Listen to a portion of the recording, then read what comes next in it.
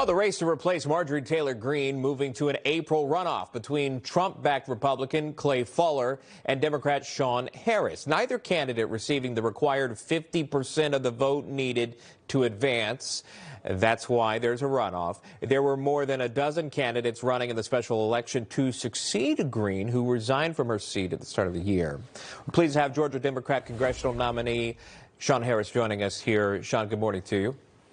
Good morning to both of you. Glad to see you. Good to see you as well. If I could just show the percentages again, let's start there in terms of where the vote came out. Obviously, you garnered more than 30%, Fuller getting around that area as well. But if you consolidate all the Republican numbers together, and they had a number of candidates that ran, if you consolidated all those numbers, that would beat you. Is there concern? Is there a different strategy that you'd be moving forward with? No, well, I would tell you, we went into this particular runoff or into this special election that we're having, knowing that we had 17, 18 others that were running in this election. I even had Democrats that were running against me.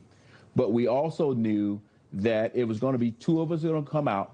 To be honest with you, we knew Fuller was weak, so we actually were preparing for Moore to be the candidate. And I would tell you point blank, after we get through this April 7th, election I win, I'm fully expecting to go against Moore because right now the Republican Party is fighting amongst themselves in the district. President Trump came here roughly about 3 weeks ago to endorse Fuller. It did absolutely nothing for him. And still right now, Fuller's, I think he's running against 6 or 7 other Republicans in the primary as him and I are running in this runoff right now. I do want to keep it fair. I did have Fuller on this show, Clay Fuller. He was on National Report. He recently spoke about the upcoming runoff against you. Here's that clip. It's important to remind voters for the runoff coming up on April 7th, we've got to defeat the radical left, and that's exactly what Sean Harris is. I'm not mad at any Republican that stayed in the race, but the time for unity is now. The time for us to coalesce and come together and support President Trump and send a fighter to Capitol Hill is now. I hate that we don't have representation this week up there on Capitol Hill, but we always focus on what we can control, and so we're going to go and try to unite the party here in Georgia 14 to defeat the radical left on April 7th. And recently, former Transportation Secretary Pete Buttigieg campaigned with you. Now, he called you a part of the radical left. Do you see yourself as that? Well, I would tell you absolutely not. And the reason why, I am a moderate Democrat, but the key piece, if you listen to Fuller, he doesn't sound confident in what he's saying because somebody else is telling him what to say. The reality of it is the same Republicans in this district recruited me. They came right here to my farm and said, Sean, you got the it factor. We want you to run against Marjorie Taylor Greene. I had to tell them the truth because I believe in leadership and I believe in a trusted relationship. I said, guys, I got to be honest with you. After 40 years of being in the military, I'm a Democrat.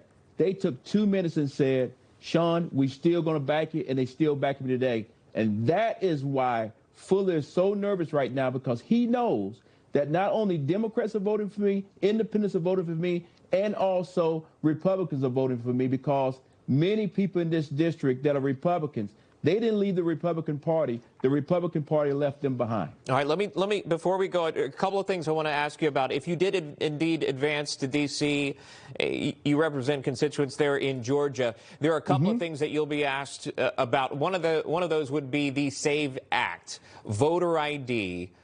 Securing elections. Do you support voter ID for those in Georgia?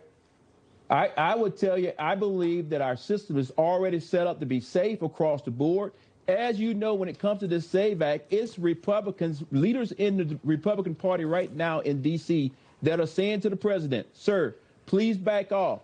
This is not a good bill. Too many add-ons will be put onto it, and we're not going to be able to get anything done.